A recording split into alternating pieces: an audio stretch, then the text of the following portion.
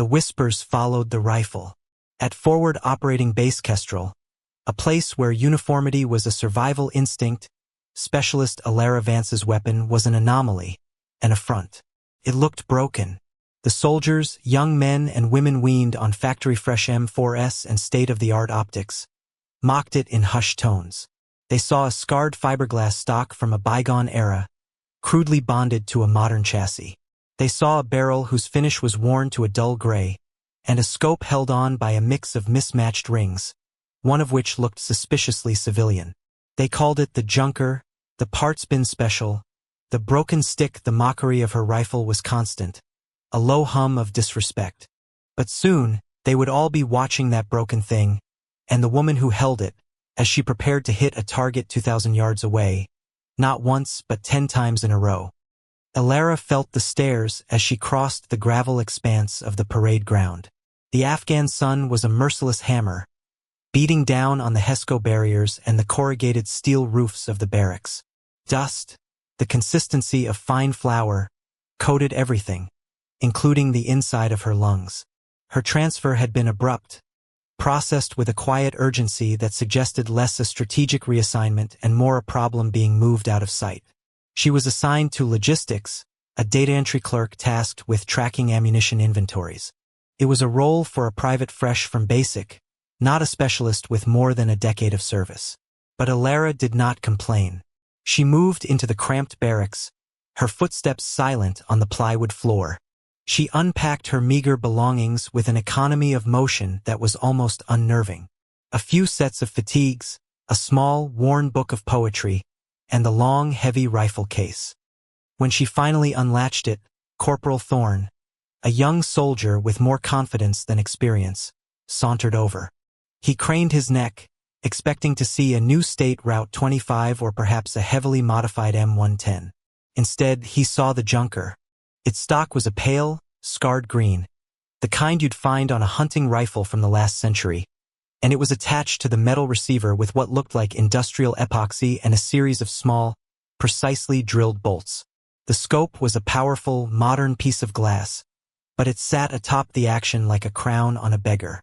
Thorne snorted, a sharp, derisive sound. "What in the world is that thing, Specialist? Did you win it at a county fair?" His friends chuckled along with him. Alara didn't look at him. Her attention was on the rifle. She ran a calloused thumb along the cold steel of the bolt, her touch gentle, reverent. "It works," she said, her voice low and even, carrying no hint of defensiveness. It was a simple statement of fact. Thorne shook his head, a smirk playing on his lips. "Sure it does, Specialist. Just don't point it at anything important." He walked away, the laughter of his cohort trailing behind him. Alara finished assembling the rifle, the heavy barrel clicking into place, the bolt sliding home with the sound of oiled steel. She leaned it against her locker, a silent, ugly sentinel in a world of polished, identical weapons. It was out of place. So was she. Colonel Hayes was a man who believed the soul of a unit could be measured by the shine on its boots and the uniformity of its equipment. He moved through the barracks on his morning inspection like a storm front, his gaze missing nothing. He corrected gig lines, noted dusty rifle racks, and left a trail of nervous lieutenants in his wake. Then he saw it. Leaning against a locker at the end of the row, Alara's rifle was a jarring note in his symphony of military order. He stopped dead, his face tightening. "Specialist," he barked, not bothering to learn her name. Alara, who had been organizing data slates at her small desk, stood at attention. Hayes pointed a rigid finger at the weapon. "What is that abomination?" His voice was cold, laced with contempt. "It's my rifle, sir." "That is not a rifle," Hayes countered, stepping closer to inspect it. He ran a gloved finger over the crude seam where would met metal. "This is a collection of mismatched parts. It looks like something a backwoods insurgent would cobble together in a cave. It is a disgrace to this base and to the uniform you wear." "Where is your service-issue weapon?" "In storage, sir. Per my transfer orders, I am authorized to carry a personally calibrated weapon system." Hayes snatched the data slate from her desk, his eyes scanning the transfer authorization. He saw the paragraphs of blacked-out text, the high-level overrides from commands he didn't recognize. It reeked of special treatment, of some backroom deal that had saddled him with this odd, quiet woman and her junkyard firearm. It infuriated him. Personally calibrated, he sneered, tossing the slate back onto the desk. This thing looks like it was calibrated with a hammer and a prayer. I will not have this thing seen on my FOB. You are hereby reassigned. He didn't wait for a response. You will report to the range master. Your new duty is permanent range maintenance. You will sweep brass, patch targets, and stay out of sight. Is that clear? Crystal, sir, Alara said, her voice betraying no emotion. Hayes gave the rifle one last look of disgust. And keep that piece of scrap metal with you. I don't want it contaminating my armory. He turned on his heel and strode away, leaving Alara standing at perfect attention in the suffocating silence. The other soldiers in the bay studiously avoided her eyes, but she could feel their pity and their amusement. She was the weird woman with the broken rifle, now officially cast out to the fringes of the base, a janitor on the firing line. The firing range at FOB Kestrel was a desolate stretch of packed earth and shimmering heat. It was a valley of noise and dust, where soldiers came to practice the art of controlled violence. For Alara, it was a sanctuary. Her duties were menial as Colonel Hayes intended. She spent her days under the relentless sun, sweeping up thousands of spent brass casings, the metallic tang of gunpowder a constant presence in the air. She patched bullet holes in paper targets and reset steel plates that had been knocked down. The other soldiers, the ones who came to train, treated her as part of the landscape.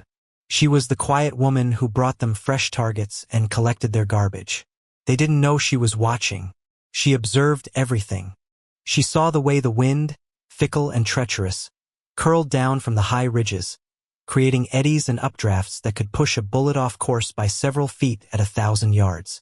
She noted how the mirage, the shimmering distortion of heat rising from the ground, flowed like a river, and she learned to read its currents. The snipers, in particular, drew her focus. She watched the base's elite marksman team, a group of 4 cocky young sergeants who thought themselves gods with their $500,000 of government-issued rifles and scopes. She saw their flaws. She saw Sergeant Davis, the team leader, flinch ever so slightly before the rifle fired, a subconscious reaction that sent his rounds wide.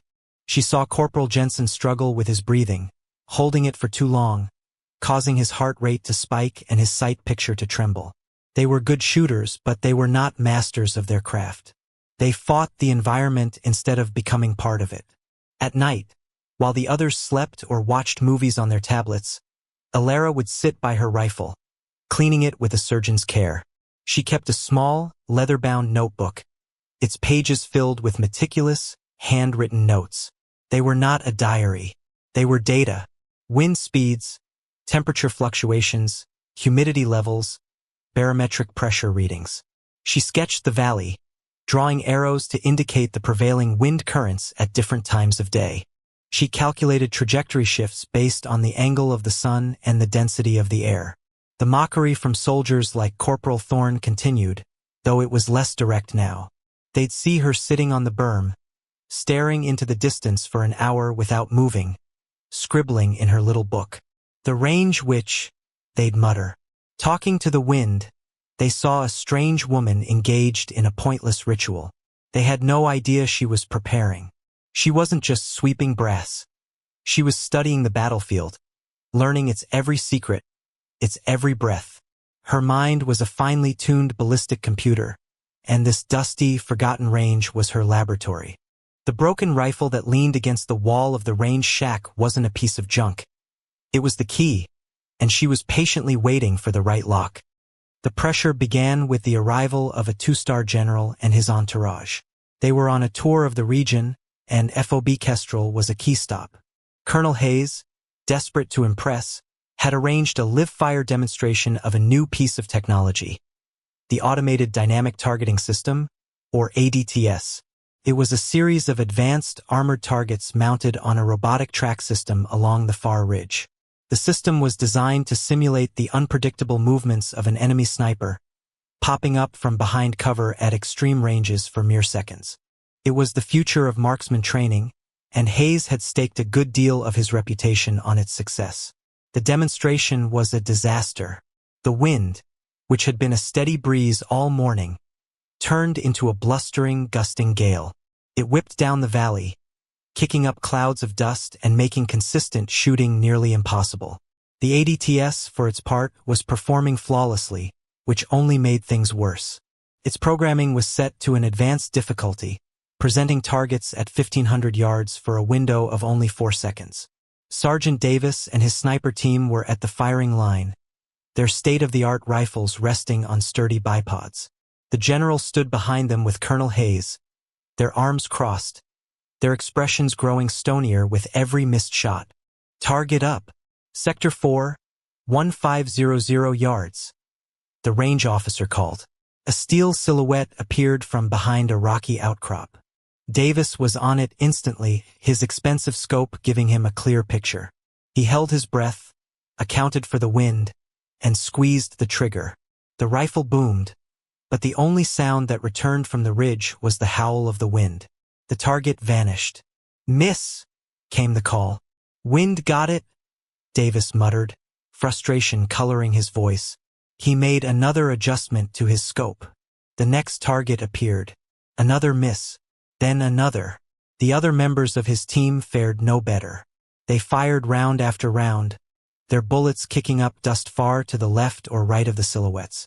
They blamed the system, the ammunition, the unpredictable gusts. Their excuses grew thinner with each failure. Colonel Hayes's face was a thundercloud. He could feel the general's unimpressed gaze on the back of his neck. This was supposed to be a showcase of his base's cutting-edge capabilities. Instead, it was a humiliating display of incompetence. After 20 minutes and 40 missed shots, Sergeant Davis lowered his rifle, his face flushed with anger and embarrassment. "Sir, the conditions are impossible," he said, turning to Hayes. "The gusts are unpredictable. Nobody can make that shot today." The general raised an eyebrow but said nothing. The silence was more damning than any reprimand. The multimillion-dollar system was being defeated by a stiff breeze. The pressure in the air was thick enough to taste, a mix of failure, frustration, and the colonel's barely contained rage. Alara, standing by the range shack with a broom in her hand, had watched the entire spectacle. She had felt the wind on her face, watched the mirage dance, and known exactly where every single one of their bullets had gone. As Sergeant Davis and his team began packing up their gear, their shoulders slumped in defeat, Colonel Hayes was preparing to offer a stilted apology to the general. The demonstration was over, a complete and utter failure.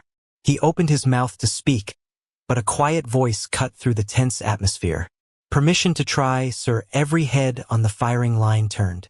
Alara Vance had stepped forward from the shadows of the range shack. She held her broken rifle in one hand, its ugly, composite form a stark contrast to the sleek, modern weapons being put away. A few of the snipers snickered. Corporal Thorne, who was assisting the team, openly laughed. The idea was absurd. The best shooters on the base with the best equipment money could buy had failed completely. And now the range janitor with her junkyard gun wanted a turn. Colonel Hayes's face turned a shade darker. This was the final indignity. "Specialist, get back to your duties," he hissed, his voice low and furious. "You are embarrassing this command." But the visiting general, a man named Peters, stepped forward. He had a curious glint in his eye. He had seen enough spit and polish demonstrations to last a lifetime. This, however, was interesting. "Let her shoot, Colonel," Peters said, his voice calm but carrying the unmistakable weight of command. "At this point, what have we got to lose?" Hayes stiffened, trapped. To refuse a direct suggestion from a two-star general was unthinkable. He gave Alara a venomous glare. "Fine," he spat. "You have one shot. Do not waste our time." Alara gave a slight nod. She walked to the empty firing position, her movements deliberate and unhurried. She didn't use a fancy bipod. She simply dropped to the ground, settling into the prone position with a practiced fluidity. From a pouch on her belt, she produced a small, worn canvas bag filled with sand, which she placed under the stock of the rifle, creating a stable rear rest. She didn't consult a digital wind meter or a ballistic calculator. She simply lay there for a moment, her eyes closed, feeling the wind on her cheek. She glanced once at the sky, then at a distant flag on the far side of the base. She opened the small notebook from her pocket, flipped to a page, and made a single-minute adjustment to the elevation turret on her scope. "Range, activate target," Hayes ordered, his tone dripping with sarcasm. "Target up. Sector 2, 1510 yards." The call came. A silhouette popped into view, a dark shape against the brown ridge. The 4-second window began. Alara's breathing slowed until it was almost imperceptible. She exhaled slowly, smoothly. The world seemed to narrow, her focus shrinking until it contained only the reticle and the target. At the very bottom of her breath, in the natural respiratory pause, she applied pressure to the trigger. The rifle cracked a sharp, clean report. It was a lighter sound than the heavy 338s the sniper team had been using. The recoil was absorbed seamlessly by her body. For a second, there was only the sound of the wind. Then, a faint but distinct sound echoed back across the valley. Ping! A wave of silence washed over the firing line. The snipers froze. Colonel Hayes's jaw went slack. The range officer, staring through his high-powered spotting scope, spoke into his microphone. His voice filled with disbelief. "Hit. Confirmed centermass hit." The metallic echo of the impact hung in the air long after the sound itself had faded, replaced by a silence so profound it felt louder than the gunshot. Every person on the firing line, from the general down to the lowest private, was staring at the prone figure of Alara Vance. She hadn't moved. After the shot, she had simply worked the bolt on her rifle with practiced efficiency, ejecting the spent casing and chambering a new round. Her expression was unreadable, her focus still directed downrange, as if she were waiting for the next target. The sniper team, who moments before had been laughing, now looked utterly bewildered. Sergeant Davis stared at his own multi-thousand-dollar rifle as if it had personally betrayed him. He had fired 10 rounds using the most advanced ballistic computer available and had missed every time. This woman, with a rifle that looked like it belonged in a museum of military failures, had made the shot on her first attempt in gale force winds. The whispers started then, but their tone had changed completely. The mockery was gone, replaced by a confused, hesitant curiosity. "How?" Corporal Thorne whispered to the man next to him. "The wind is gusting over 20 knots out there. My Kestrel was reading 3 different wind directions between here and the ridge. Did you see her setup?" Another soldier murmured. "No bipod, just a sandbag. And she didn't even use a wind meter." They began to look at her rifle differently. The scuffs and scratches on the old stock no longer looked like neglect. They looked like history. The strange, mismatched scope rings no longer seemed amateurish. They seemed purposeful, as if they were placed in that exact configuration for a reason she understood and they did not. The worn finish on the barrel spoke not of disuse, but of 1,000 days spent on 1,000 ranges just like this one. Colonel Hayes was wrestling with a maelstrom of conflicting emotions.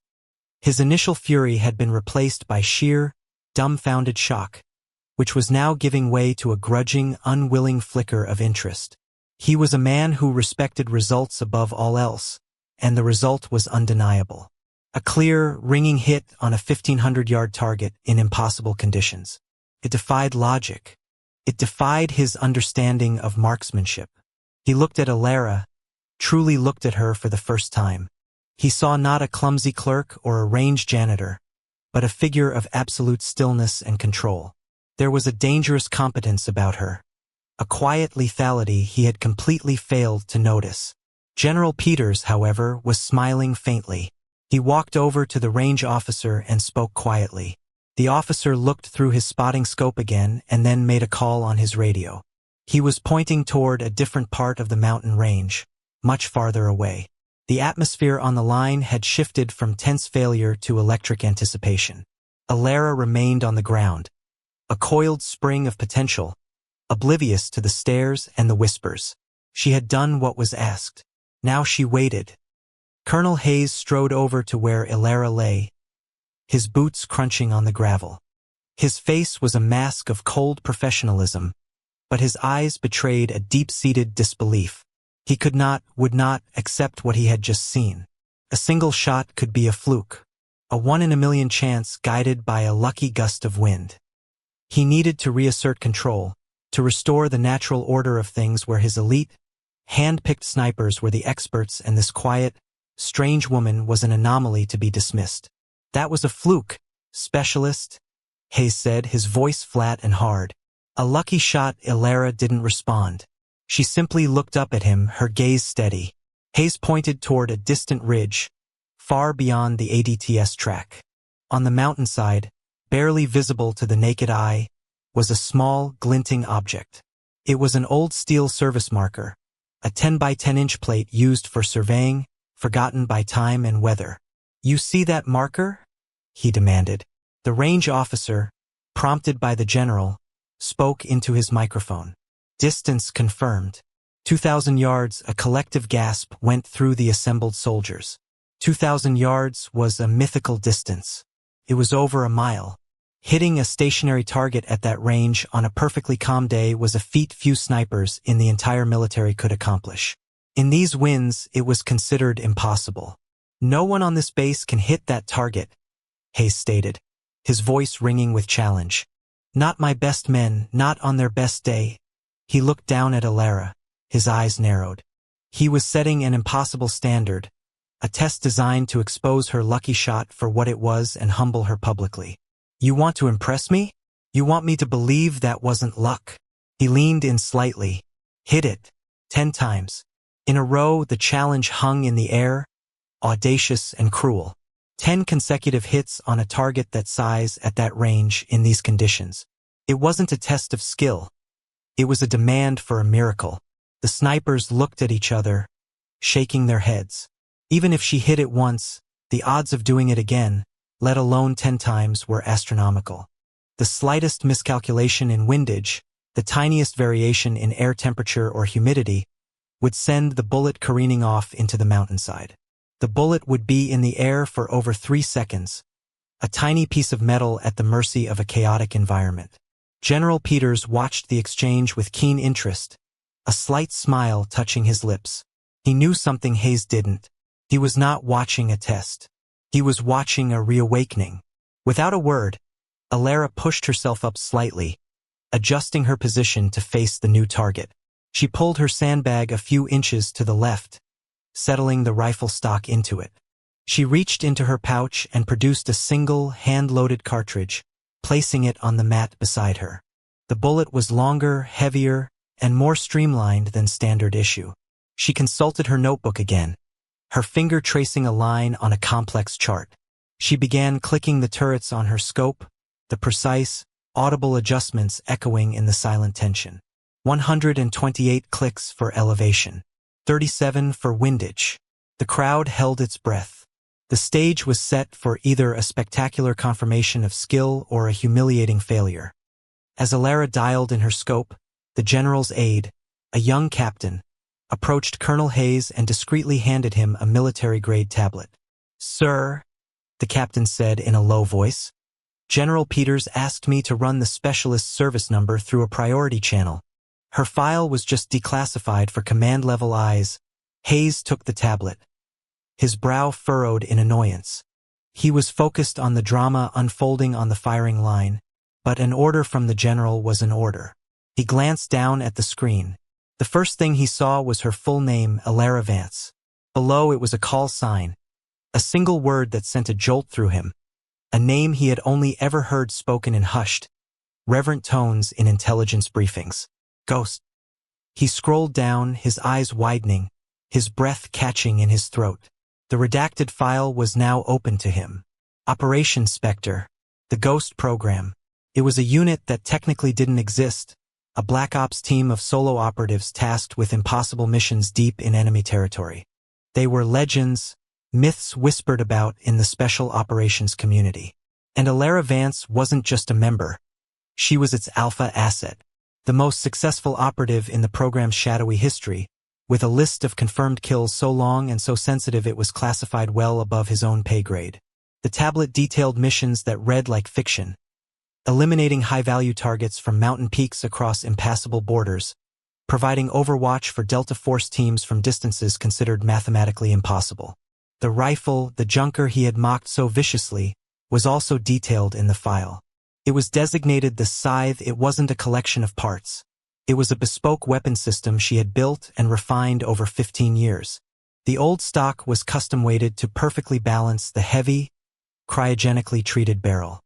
The mismatched scope rings were an intentional design, engineered to counteract barrel torque at extreme ranges. Every scratch, every modification had a purpose. It was an extension of her body, tuned to her unique physiology and skill set. The file ended with a brief, heavily censored summary of her final mission.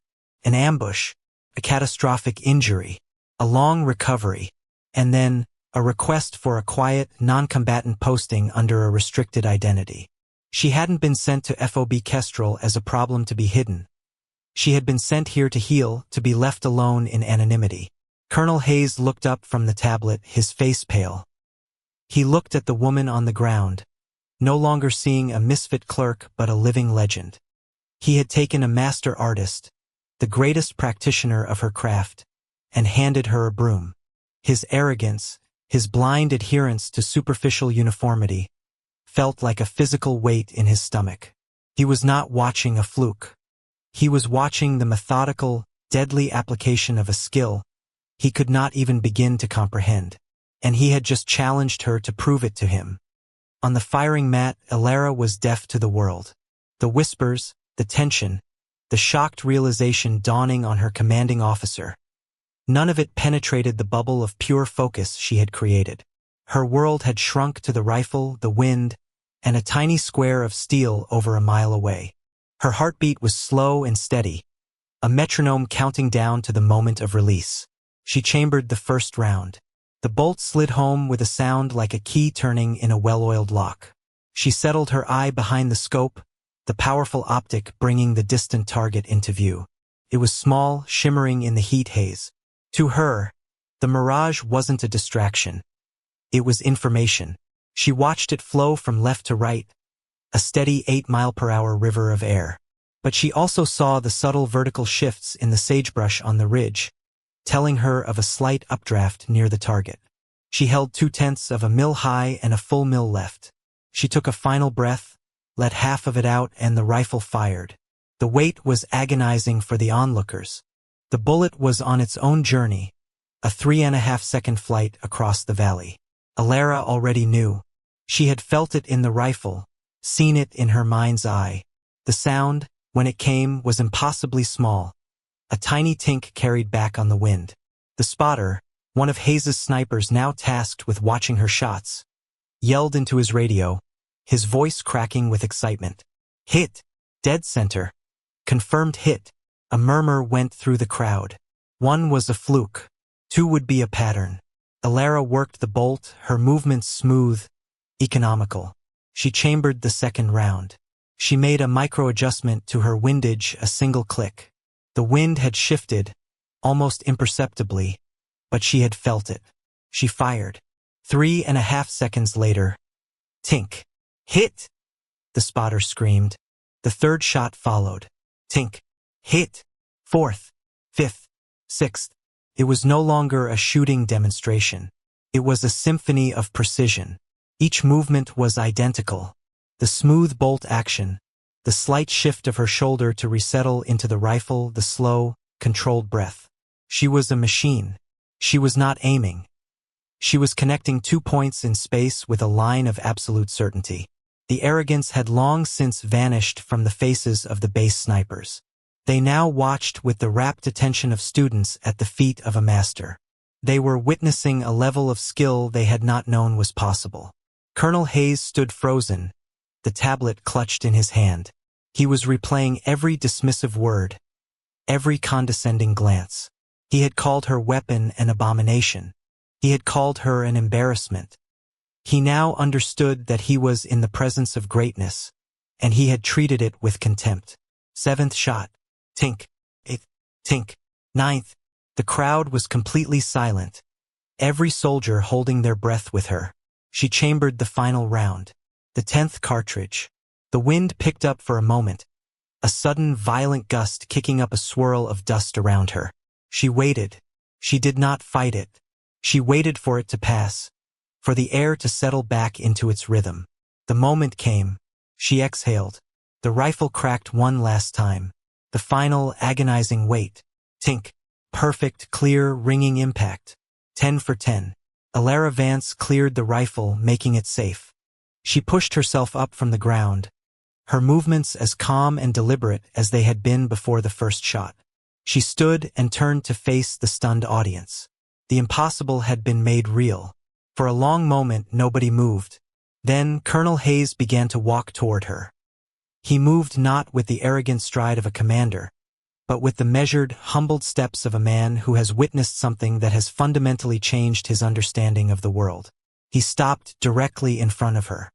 He looked at her, at the woman he had sent to sweep floors, and then at the rifle he had called junk. He didn't speak. Words were inadequate. Instead, he brought his hand up in a slow, sharp, perfect salute. It was not the perfunctory gesture of a superior to a subordinate. It was a sign of profound, absolute respect. Seeing their commander's action, Sergeant Davis and his entire sniper team snapped to attention and saluted as one. Then Corporal Thorne, then the range officer, then every single soldier on the line. A wave of salutes rippled through the crowd, a silent, unanimous acknowledgement of the mastery they had just witnessed. Alara, her face still impassive, returned the colonel's salute with a crisp, formal gesture of her own. The debt of disrespect had been paid in full. That evening, the story of the 10 shots spread through FOB Kestrel like a brushfire. The range which, with the broken rifle, was now spoken of in hushed, awestruck tones. The mockery had vanished, replaced by a mythology that grew with every telling. They called her Ghost, a name that had somehow leaked out, adding to her mystique. But Alara was not in the mess hall, listening to the praise. She was not in the recreation tent, accepting congratulations. She was in the armory, alone, in a quiet corner she had claimed as her own. The scythe was disassembled on a soft, oil-stained cloth. Each component, once mocked, was now laid bare, revealing its true nature. The scarred stock was made of a lightweight, high-density polymer, its surface intentionally roughened for a better grip in any condition.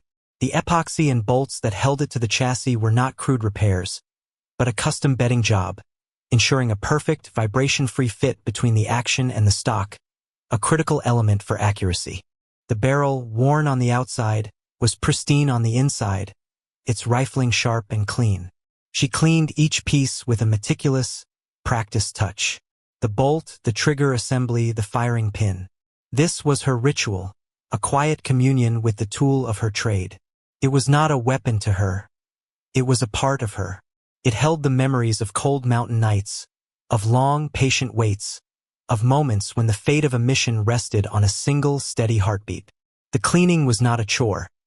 It was an act of respect for the instrument that had saved her life more times than she could count. The door to the armory creaked open. Corporal Thorne stood in the doorway, silhouetted against the evening light. He held a tray with a steaming plate of food from the mess hall and a full canteen of fresh water. He hesitated for a moment, as if unsure of what to say. The words of his earlier mockery probably echoed in his mind. He walked over, not to her, but to a nearby workbench and carefully set the tray down. He looked at Alara, at the disassembled rifle, and then back at her. He said nothing. He simply gave a small, almost imperceptible nod, a gesture of apology, of respect, of awe. Then he turned and left as quietly as he had come. Alara watched him go. She picked up a soft cloth and gave the scope's lens a final, gentle polish. She looked down at the pieces of her rifle, laid out like the bones of a fallen god. The weapon, once a symbol of her outcast status, was now the source of her legend. But to her it was neither. It was simply hers.